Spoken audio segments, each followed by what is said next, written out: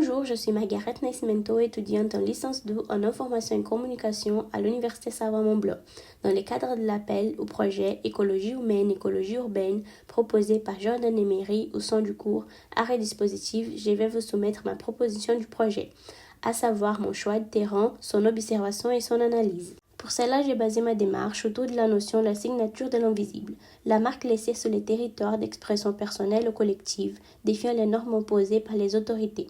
Ma recherche se base sur les terrains de la ville de São Paulo au Brésil.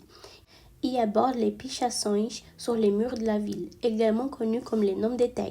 Cette pratique est réalisée en pleine nuit, à l'abri des regards, où les pichadores, groupe de personnes qui réalisent cet acte, passent inaperçus et échappent aux sanctions prévues par la loi. Ce qu'il y en a du méthode de captation, les méthodes utilisées consistaient à réaliser des captures d'écran pendant ma navigation sur l'outil Google Street View. Cela m'a permis de me déplacer librement dans les rues, bien que virtuellement, et de me placer dans la position d'une spectatrice restante. Après avoir analysé les pichações à São Paulo, j'ai constaté que ces interventions urbaines ne sont pas des simples tags décoratifs. Elles incarnent une prise de parole des groupes marginalisés, dénonçant l'exclusion sociale et deviennent un acte visible dans l'espace public. Elles rendent explicites les frustrations et les luttes des populations invisibilisées, offrant un espace de parole, d'expression, ainsi qu'elles transforment la ville en une toile où prennent forme leurs revendications et leur identité.